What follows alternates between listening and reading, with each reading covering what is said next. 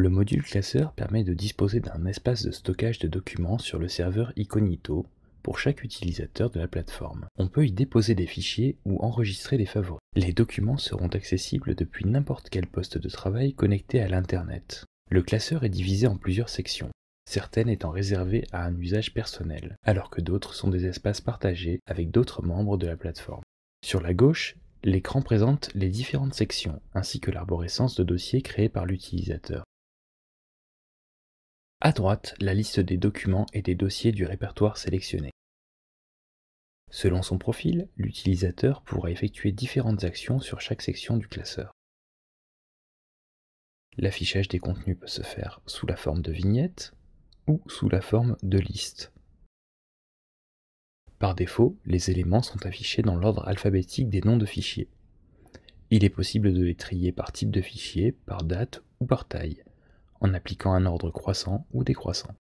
Dans le classeur personnel, chaque utilisateur accède à son espace personnel avec tous les droits de consultation, d'écriture, de modification et de suppression. Le classeur de l'école est modifiable seulement par le directeur qui l'administre, mais reste consultable par les enseignants.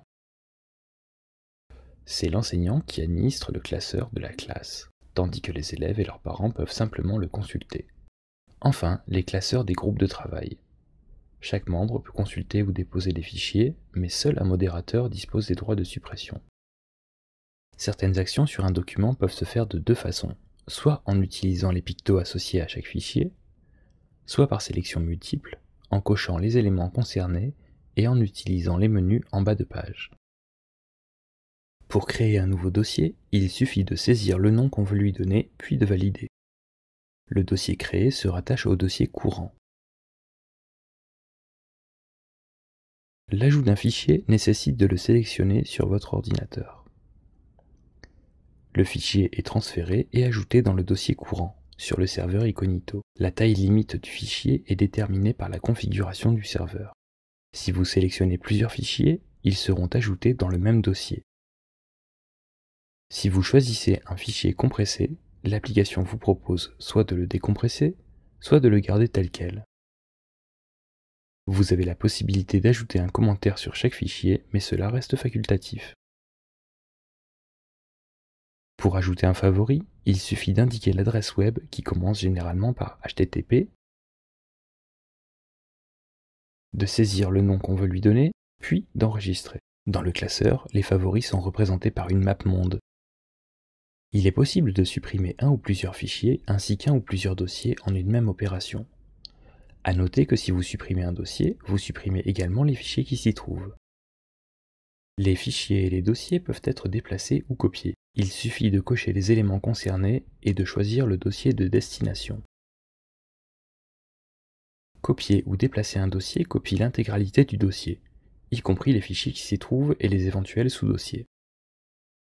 Cela me permet par exemple de préparer des ressources de travail pour mes élèves que je stocke dans mon classeur personnel.